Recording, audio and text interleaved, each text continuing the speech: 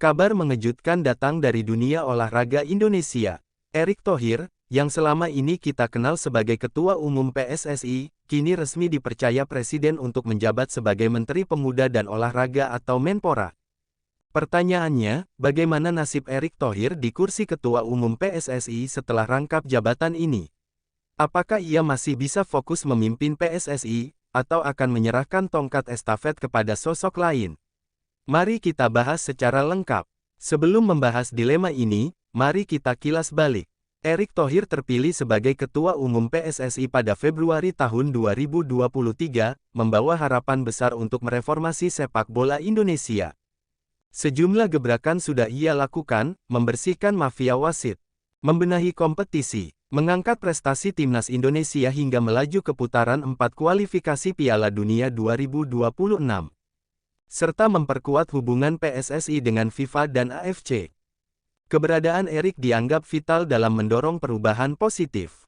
Namun kini, posisinya sebagai Menpora membuka babak baru yang penuh tantangan. Secara aturan, tidak ada larangan resmi bagi seorang menteri untuk menjadi ketua organisasi olahraga, termasuk PSSI. Namun, banyak pihak mempertanyakan efektivitasnya. Mengurus kementerian saja sudah pekerjaan besar, apalagi ditambah mengurus sepak bola Indonesia yang penuh masalah dan dinamika. Kritik mulai bermunculan, akankah Erick tetap fokus di PSSI? Apakah PSSI tidak lebih baik dipimpin oleh sosok yang full-time tanpa terbagi konsentrasi? Sebagai Menpora, Erick punya tanggung jawab besar di semua cabang olahraga, bukan hanya sepak bola. Ia harus mengawal persiapan Indonesia menuju SEA Games, Asian Games, bahkan Olimpiade.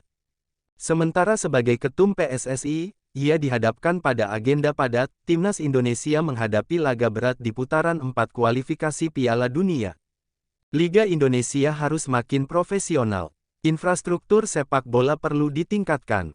Dua tanggung jawab besar ini jelas berpotensi menimbulkan benturan kepentingan dan kelelahan. Ada yang mendukung, menilai Erick sosok yang tepat karena punya koneksi internasional dan pengalaman manajemen. Tapi ada juga yang ragu, khawatir fokusnya terpecah sehingga agenda reformasi PSSI mandek. Sejumlah pengamat bahkan menyarankan Erick untuk memilih salah satu, tetap sebagai Menpora atau fokus di PSSI. Ada beberapa kemungkinan soal masa depan Erick Thohir. Tetap merangkap jabatan, Erick mengandalkan tim kerja di PSSI untuk menjalankan operasional, sementara ia hanya mengambil keputusan strategis. Mundur dari PSSI, Erick memilih fokus sebagai Menpora dan menyerahkan kepemimpinan PSSI pada wakil ketua umum atau tokoh lain. Melepas jabatan Menpora, meski kecil kemungkinan, jika dirasa PSSI lebih prioritas, Erick bisa tetap fokus pada sepak bola.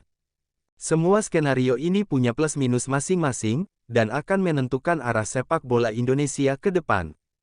Jadi, setelah Erick Thohir resmi jadi Menpora, nasibnya sebagai Ketua Umum PSSI masih jadi tanda tanya besar.